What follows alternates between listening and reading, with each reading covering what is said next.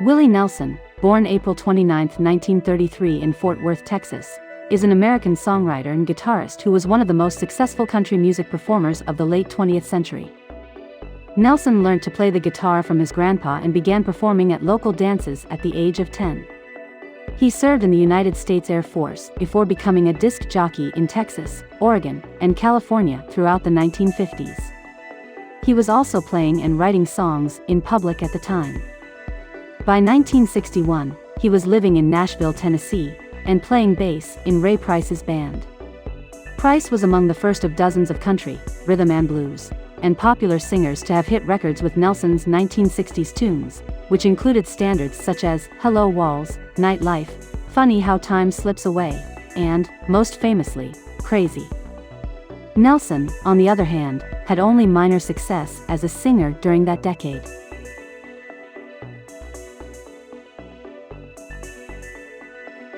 He began in a different musical genre. Nelson's first professional gig as a musician came from an unusual source. Nelson began working as a guitarist for the band known as Bohemian Polka when he was 9 years old. Although Nelson's grandmother did not approve of the drinking that occurred at the group's performances, she did not object to the young musician chasing his goals.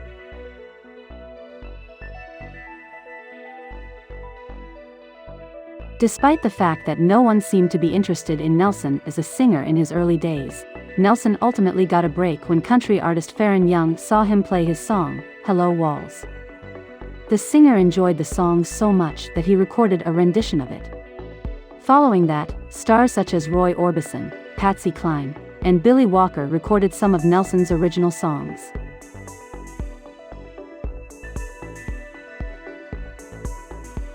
Nelson returned to Texas in the early 1970s, when he co-founded the outlaw country music movement with Waylon Jennings.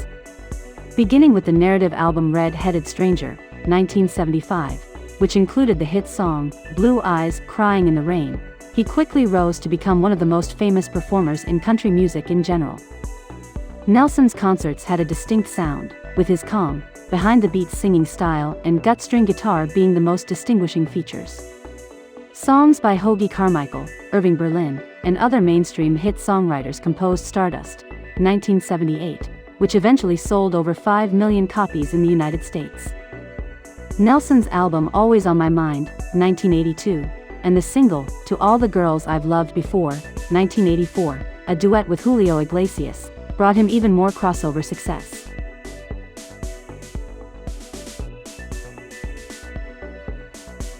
Nelson wanted to join his mother in Portland, Oregon after traveling around for a few years and trying out different occupations. He hitchhiked on the side of the road because he had no money or plans.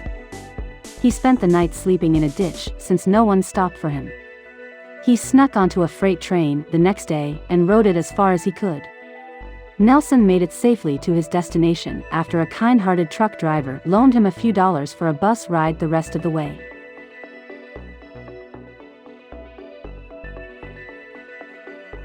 Nelson has had his fair share of heartache and misery throughout his life. He has been married 4 times, and some of his marriages were traumatic. Nelson's first wife, Martha Matthews, mistreated him and even physically attacked him on several occasions. Matthews took her marital aggression to a whole new level on one occasion. She stitched a sheet to Nelson's bed while the singer was trapped beneath it. She then viciously and repeatedly whacked him with a broomstick while her trap kept him immobile.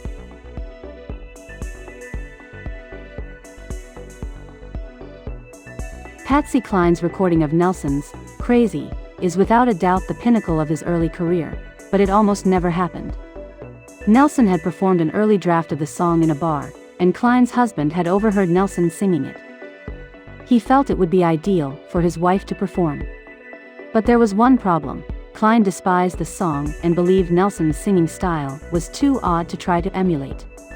Her husband eventually persuaded her to record it in her own manner, and a treasure was created.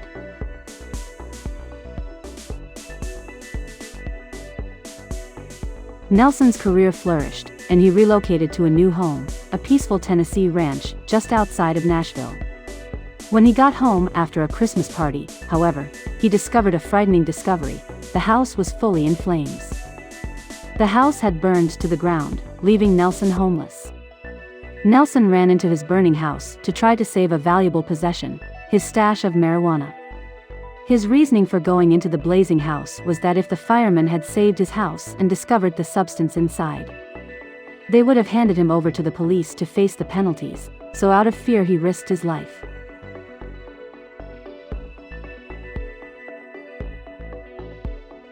They would have handed him over to the police to face the penalties, so out of fear he risked his life.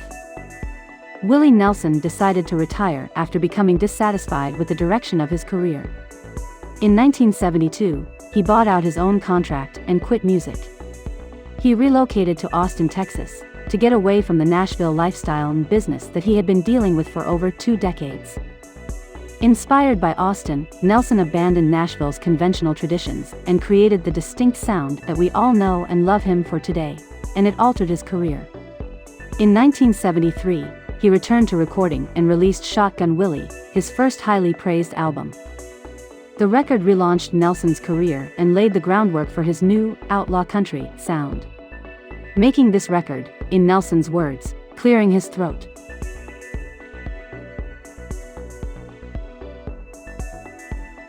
Nelson has been playing the same guitar for over 50 years. He called it Trigger, after the famous horse of cowboy Roy Rogers. The Trigger is well known for its damaged appearance, the huge hole in the center, and the many signatures that have been written on its body over the years. Nelson has gone to tremendous measures to preserve Trigger over the years, including hiding it from auditors and running into a burning building to save it.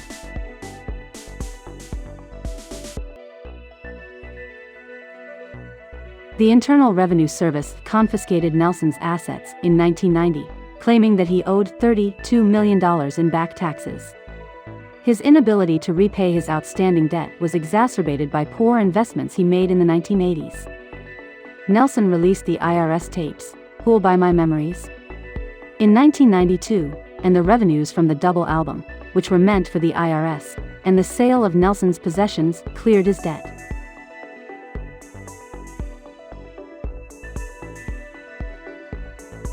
Willie Nelson was involved in a horrific accident some years ago while heading back to see Western movie legend Happy Shahan, and the small plane he was in abruptly crashed. Those waiting for him saw the crash and feared the worst. However, by the time reporters and prospective first responders arrived on the site, they had discovered something startling. As reporters approached the wrecked plane, they expected to see Nelson, who was either seriously hurt or had already died. Instead, they were given the shock of their lives when they spotted Nelson and his pilot alive and well, limping away as if nothing had occurred. Nelson's response when asked whether he was okay was memorable. He said nonchalantly, "This was a perfect landing. Didn't I walk away from it?"